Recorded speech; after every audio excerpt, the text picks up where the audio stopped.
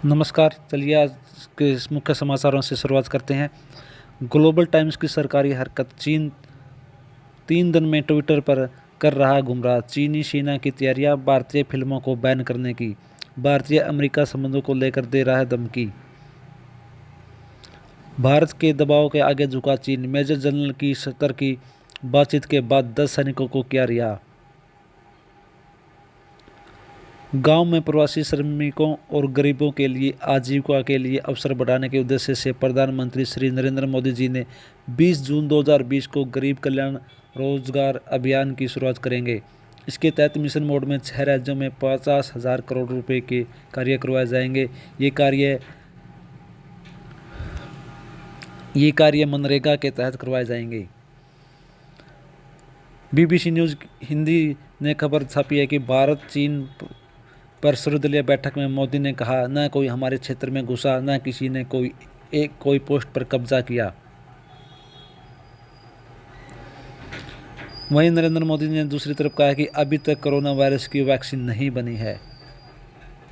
हरियाणा सरकार ने पुलिस विभाग में किया फेरबदल, बदले गए 37 डीएसपी।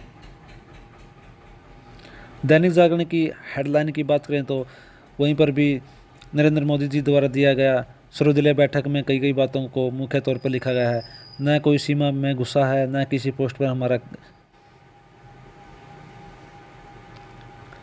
दैनिक भास्कर की बात करें तो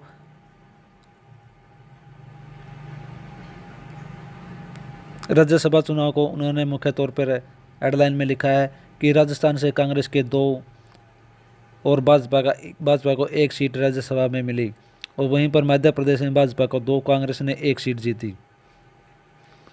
अगर दूसरी बड़ी खबर की बात करें तो जम्मू कश्मीर में सुरक्षा बलों ने 24 घंटे में मुठभेड़ में जैश और हिजबुल के 8 आतंकवादियों को मार गिराया।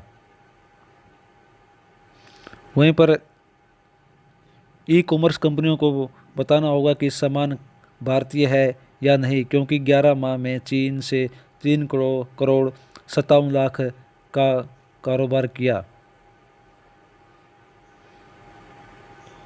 अमर उजाला की बात करें तो वहीं पर भी पीएम मोदी जी के बयान को मुख्य तौर पर लिखा गया है कि सेना को पूरी छूट दे दी गई है, हमारे कोई चौकी पर कब्जा नहीं है, 1 इंच ज़मीन पर भी कोई नज़र नहीं डाल सकता। और दूसरी तरफ सिंधिया और राज्यसभा पहुंचे और दिग्विजय भी, ये भी मुख्य तौर पर अमर उजाला ने लिखा है। हिंदुस्तान टाइम्स की बात करें तो भारतीय सीमा में न कोई घुसा न कोई कब्जा, ये मोदी जी की जो कल भाषण में कहा था, ये उन्होंने मुख्य तौर पर लिखा हुआ है।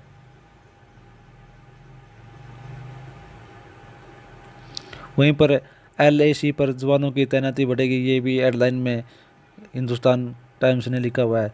चीन ने भारत के 10 जांबाजों को रिहा किया, और दूसरी तरफ सिंधिया दिग्विजय राज्यसभा पहुंचे। नवभारत टाइम की बात करें तो चीन के चुंगल से सुरक्षित लौटे 10 भारतीय जवान, और तनाव के बीच आज फिर हो सकती है मिलिट्री स्तर की बातचीत।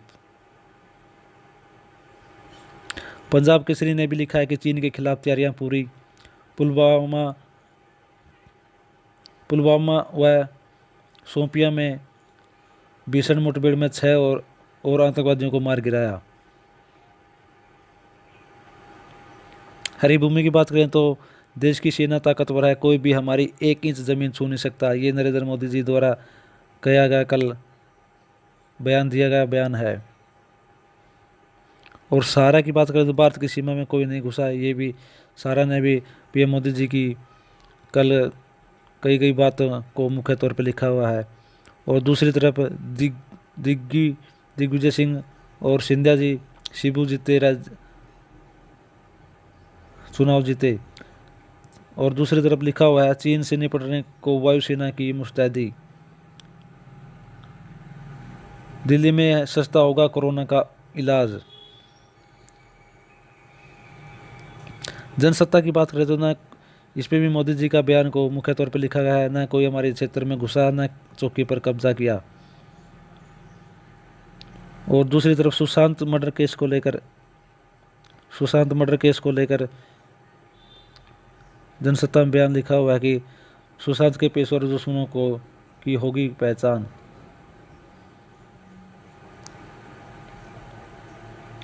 वायुसेना प्रमुख ने लेह और श्रीनगर का दौरा किया। तो ये थे आज के मुख्य समाचार जो कि हमारे न्यूज़पेपरों की हेडलाइन बने हुए थे।